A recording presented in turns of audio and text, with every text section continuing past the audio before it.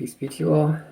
Assalamualaikum. Omar here, physician associate, health educator, and middle-aged endurance athlete. So I'm going to talk to you guys real quick about Men's Health Month, because this is June. Every month has different themes associated with it. If you are a healthcare practitioner or health educator like me, so last month, May, was Mental Health Awareness Month. So this month, Men's Health Month. So as a man, this is very near and dear to me.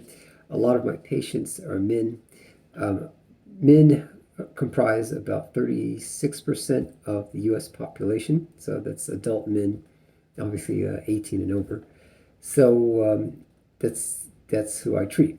I work in an internist office, so I see about half of my patients are adult men. I think the biggest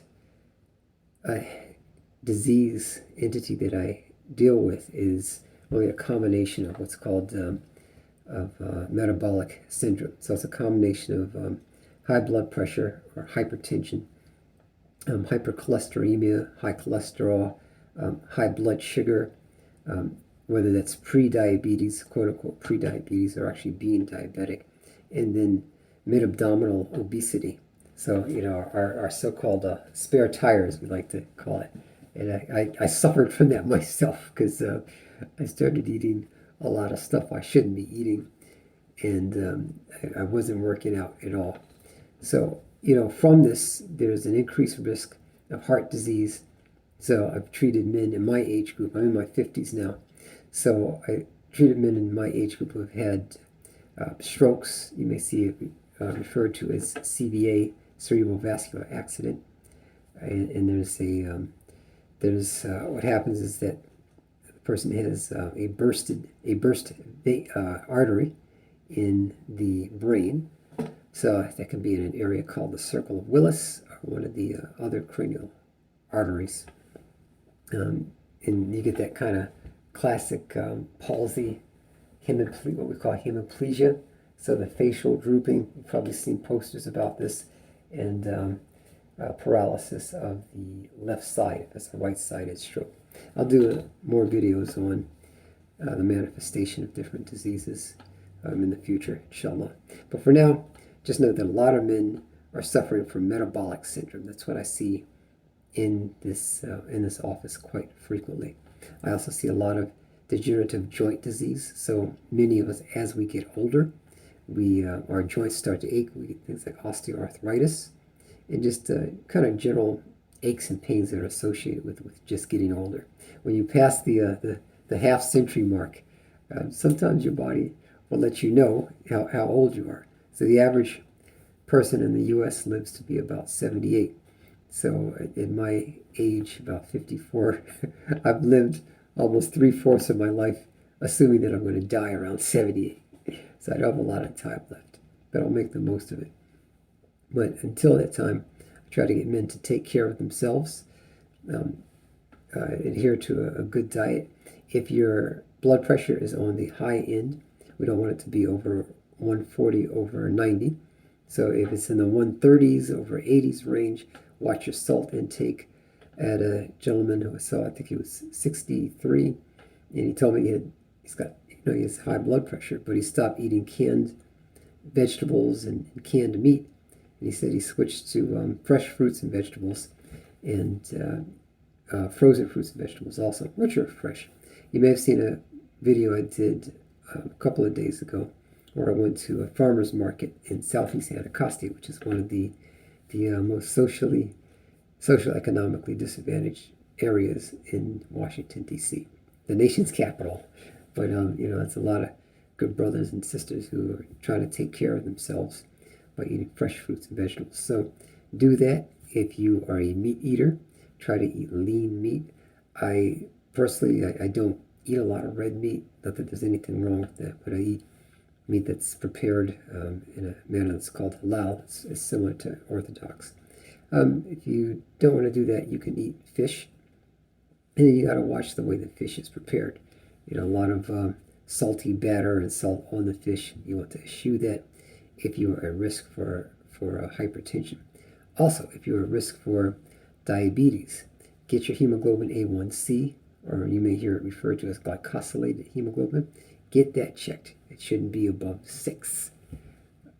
You're in the diabetic range if it's over 6.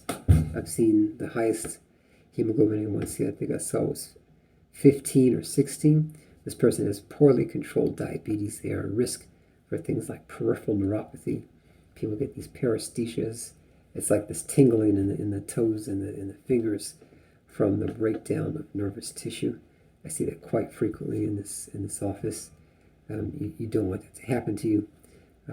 I've seen people have to get toes, feet, and legs eventually amputated because they did not control their glucose levels. And then that can also lead to something called diabetic nephropathy, where you have to end up with chronic renal failure and going on dialysis. In the inner city where I work, there is a plethora of dialysis centers that are popping up. They're as frequent as some of the liquor stores in the inner city. If you don't want to be doing dialysis 3 days a week, you should try to control your diabetes, or altogether try to prevent it if you can. And then for hypercholesterolemia, so high cholesterol, and your classic good cholesterol, HDLs, high density lipoproteins, and your LDLs, low density lipoproteins. You want the HDLs to be high and the LDLs to be low. Try to stay away from foods that are high in trans fats. Keep your triglycerides down. I think a lot of my patients are on statins. These are things that you can control your cholesterol with a good diet. I'll do another video on that, inshallah, in the future. And then certainly, if you are a heavier person, not to fat shame anyone, but as somebody who was previously above my body mass index, you want to bring that down with a good diet, and for God's sakes, exercise to the best of your ability. I don't have a lot of time, so if you follow my some of my exercise videos, I try to walk, run, and do some weightlifting, some weight-bearing exercises also. And then last but not least, an often overlooked thing, control your stress level.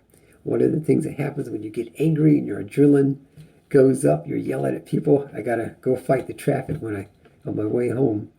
I won't say fight the traffic, I'll flow gently with the traffic. That raises your cortisol levels, which also can raise your cholesterol. I mean, not your cholesterol, your blood pressure and all this other stuff. And in the area where I work, you might get shot if you get to the argument with a wrong person. So just try to control your stress level. Do some meditation, or just sit in the woods, or try to go away by yourself for a while, even if it's a little corner of your apartment. You just find your happy place in your mind. Try to control your stress. So anyway, I'd like to know what you guys do to better your own health, or the men that you know. If you're not a man, please let me know in the comment section. I wish you guys the best of success in your positive endeavors. If you are interested in being a physician associate like me, or a health educator, or you're an athlete, please feel free to subscribe. I will exchange some tips with you that you may find helpful. Take care. Peace.